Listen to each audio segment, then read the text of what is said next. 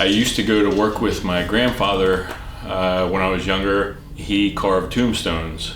His office was in his house, and there were all these giant like printers drawers full of all the typeface letter blocks and all that stuff. You know, he'd pull all the letters out and set them all up and take a piece of tracing paper and make a rubbing of it, and then we take it out to the grave site and slap it up on the stone and transfer it on there and cut it out with an X-Acto knife, and then he'd put his big freaking spacesuit on and sandblast the name into it. And not everybody gets to say that they had that opportunity.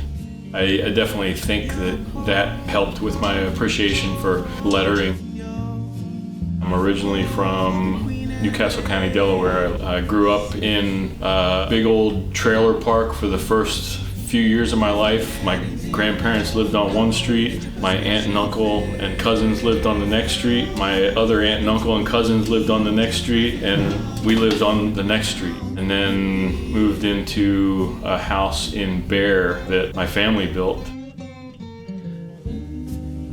I always just liked art, you know, of a bunch of sorts, you know, between drawing on my books at school, and I remember in grade school I carved a totem pole out of balsa wood, and I was in 4-H. I have somewhere in here I have a blue ribbon from 4-H for a sign that I made. So yeah, my sign world started a long time ago. I remember they decided to put an addition onto the house, which was a garage. That was, you know, after I had already started working. You know, I got out of school and I worked on a framing crew, framing houses. So I got to help build the addition to the house. You know, I actually got to show them how to set the rafters. You know, and I remember one thing that I showed them how to lift the things up instead of the way that they were doing it, and they were like, huh. And yeah, that felt good to be able to add something to that. Yeah.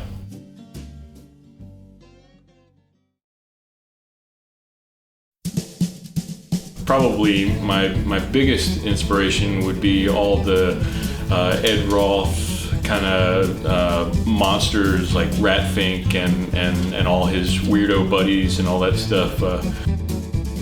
I've drawn those monsters for I don't know how long. You know, they're just super fun and part of the whole car culture that, you know, I've been into for as long as I could, well, before I could drive.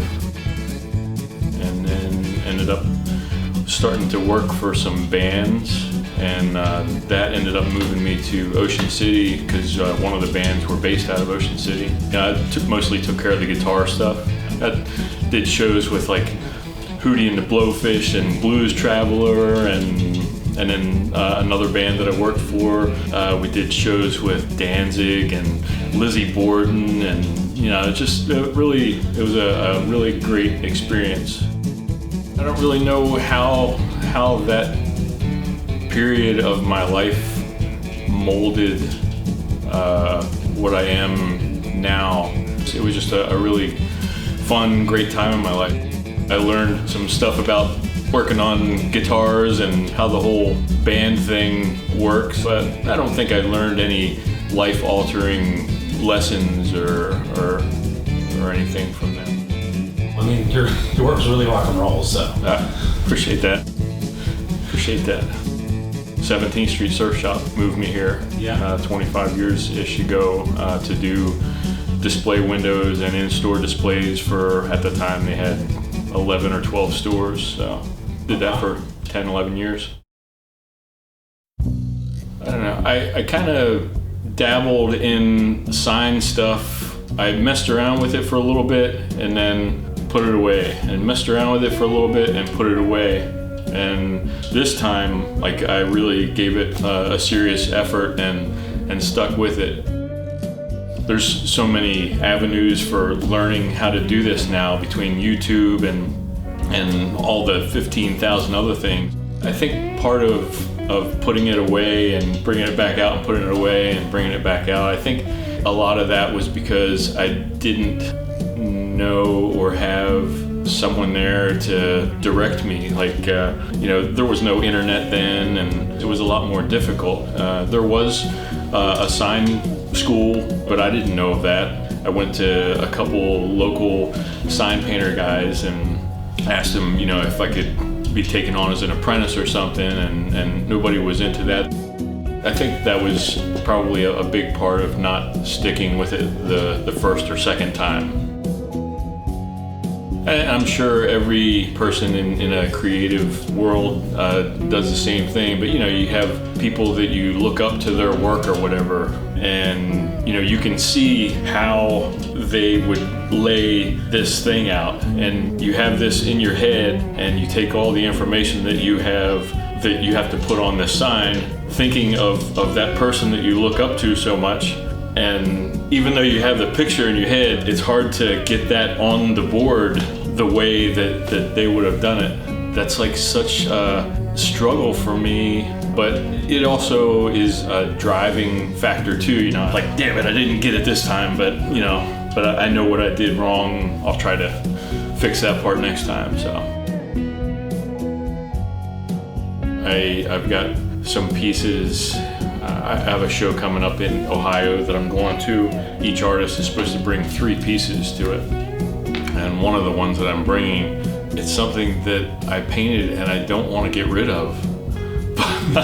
Like, I didn't do it for myself. It's a piece that I did for another show.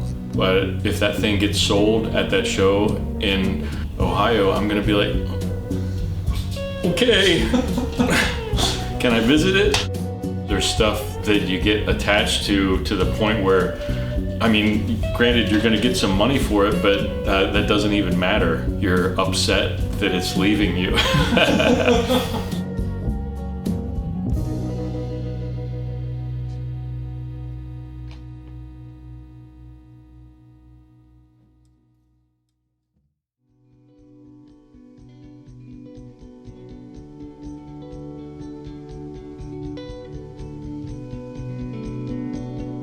There's an old sign painter, Bill Rydell, that he died right before his 90th birthday, and he always said, I'm still learning things every day. I'm not the best, and I don't know everything, and you just have to always keep that in mind. There's always somebody that's better, and there's always stuff to learn. I am Igor, and I'm a sign painter.